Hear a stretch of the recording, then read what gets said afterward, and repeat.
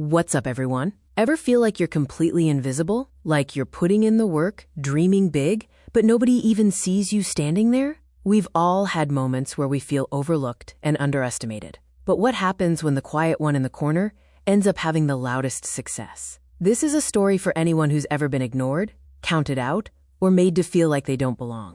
It's about the power of quiet confidence and a comeback that takes years to build. If you're ready for a story about the ultimate graduation day surprise, you're in the right place. So get comfortable. And hey, make sure to subscribe and hit that notification bell, because you won't want to miss this incredible payoff.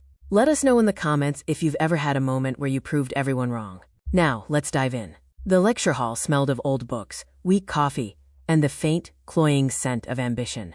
Alex Chen sat in his usual spot, third row from the back, far right aisle. It was the perfect seat for observation, for absorbing information, for remaining unseen.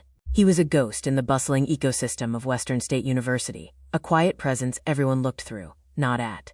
While the rows in front of him buzzed with the loud, easy camaraderie of fraternity brothers and sorority sisters, Alex was an island. He'd tried, early on, to bridge the gap. He'd joined a study group for Economics 101, only to have his contributions met with polite nods before the conversation swiftly returned to the weekend's party plans. He'd sat at a crowded table in the cafeteria, but the conversation about spring break trips and whose parents had the nicest car flowed around him like water around a stone. The ringleader of it all, the sun around which this particular social solar system revolved, was Mark Dawson. Mark was everything Alex was not: loud, effortlessly charismatic, blessed with a trust fund, and a smile that seemed to promise everyone a good time. He was the guy who never opened a textbook, but still managed to charm his way to a B+. His circle, including the perpetually giggling Jessica and his loyal sidekick Kyle, treated the university like their personal kingdom. One rainy Tuesday, their business strategy professor, Dr. Abrams, announced a major semester-long project. "You'll be split into groups of 4, he'd said, adjusting his glasses. "The assignment is to create a comprehensive business plan for a startup. The top team will present at the end-of-year innovation symposium." A wave of excited chatter filled the room. Dr. Abrams began reading out names. By some cruel twist of fate, Alex found himself grouped with Mark, Jessica, and Kyle. "Great," Mark muttered, not even bothering to lower his voice as he slid into the seat next to Alex in the library later. "We get the silent treatment." He flashed a performative smile at Alex. "No offense, man, but just sit tight, okay? We've got this." The project was a nightmare.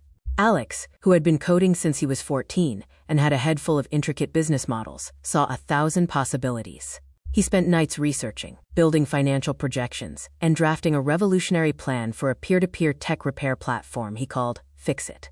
He brought his meticulously organized binder to their meetings. "Look, if we focus on a subscription model for small businesses, the recurring revenue alone could—" Sure, sounds complicated," Mark would interrupt, waving a dismissive hand. He'd then unveil his own idea, a party planning app called Rager, which was essentially just a calendar with a picture of a beer can on it. Jessica and Kyle would nod enthusiastically. "But the market analysis shows that the tech repair sector is underserved," Alex would try again, his voice quiet but firm.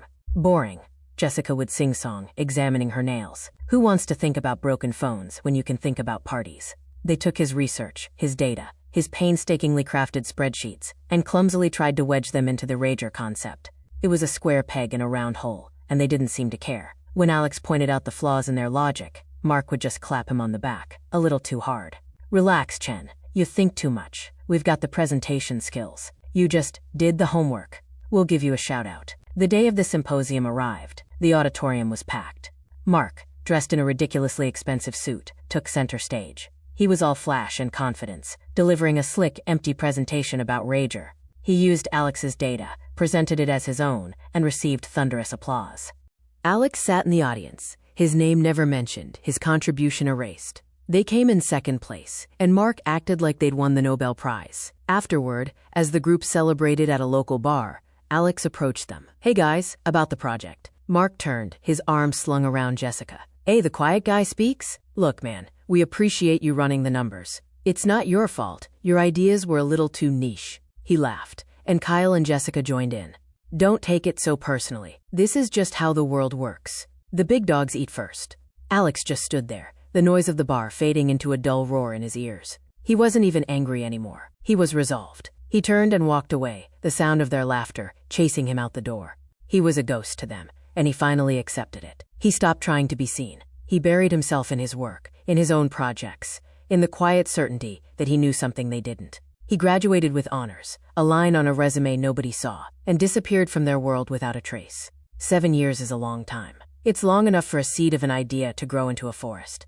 For Alex, those years were a blur of 80-hour weeks, ramen noodle dinners, and the electric thrill of building something from nothing. Fix It, the idea his college group had mocked, became his obsession. He coded the platform himself, maxed out every credit card he could get, and pitched to skeptical investors until his voice was hoarse. He faced rejection after rejection. He heard echoes of Mark's voice in every, "It's too niche," and "The market isn't there." But the memory of that dismissal, that laughter, wasn't a scar, it was a battery. It fueled him. Then, slowly, it started to work. A small tech blog wrote about them, then a bigger one. They gained 1,000 users, then 10,000. The peer-to-peer model, focusing on trust and community, resonated in a way the flashy, impersonal big companies didn't. They secured a round of funding. Then another. Fix It wasn't just a startup. It was a movement. It was solving a real problem. Alex, the ghost, was now the CEO. He learned to lead, to speak, to command a room. The quiet young man was still in there, but he was now armored with confidence forged in the fire of real success. He was featured in Forbes, named to a 30 under 30 inches list, and his company was valued in the hundreds of millions. It was on a random Tuesday, in his sleek minimalist office, that the email arrived. It was from the office of the president at Western State University. "Dear Mr. Chen," it began. "It is with immense pleasure that we invite you to deliver the keynote address at this year's undergraduate commencement ceremony. Your incredible journey as an entrepreneur and your connection to our university make you the ideal candidate to inspire our graduating class." Alex read the email 3 times. A slow smile spread across his face. It wasn't a smile of vengeance, but of profound, almost poetic, closure. The day of graduation dawned bright and clear. The football stadium was a sea of blue caps and gowns, buzzing with the excitement of thousands of graduates and their proud families. From his seat on the grand stage, Alex scanned the faces of the faculty and the rows of graduating students. His eyes, almost out of habit, searched for them. And he found them, a little older, a little less bright-eyed, sitting together in a cluster. Mark, his hairline slightly receded, was there. Jessica was next to him, and a paunchier Kyle was on his other side. They looked normal, average. They were just faces in the crowd now. The university president stepped to the podium. "And now, to address the class of 2024, we are honored to welcome one of our own, a visionary who has redefined an industry and embodies the spirit of innovation we cherish here at Western State. Please give a warm welcome to the founder and CEO of Fix It, Mr. Alex Chen." The applause was polite, then swelled as he stood. He walked to the podium, the same quiet confidence in his steps, but now all eyes were on him. He adjusted the microphone and looked out at the sea of faces. He let the silence hang for a moment, his gaze drifting directly to the section where Mark, Jessica, and Kyle were sitting. He saw the exact moment they recognized him. Mark's jaw literally dropped. He blinked, as if trying to clear a mirage. He leaned over and whispered something frantically to Jessica, whose hand flew to her mouth. Kyle just stared, his face a perfect canvas of stunned disbelief. They weren't looking through him anymore. They were truly seeing him for the first time. And the sight was utterly dismantling their worldview. Alex smiled, a genuine, calm smile. "Thank you, President Miller," he began, his voice clear and steady, carrying easily across the stadium. "Graduates, faculty, families, it's an honor to be back here. The last time I was in a crowd this big at Western State, I was pretty much invisible." A light, knowing chuckle rippled through the audience. He spoke about resilience. He spoke about the power of a good idea, even when it's called boring. He talked about the importance of doing the work, even when no one is watching. He never mentioned names, he never told the specific story, but he didn't have to. The message was clear. "People might overlook you," he said, his voice growing more powerful. "They might take your work and claim it as their own. They might tell you your ideas are too niche, that you should just sit tight and let the big dogs eat." He paused, letting his words sink in. But time has a funny way of revealing true worth. Success isn't about being the loudest in the room. It's about having the strongest foundation. It's about believing in your fix-it idea when everyone else is still talking about Rager.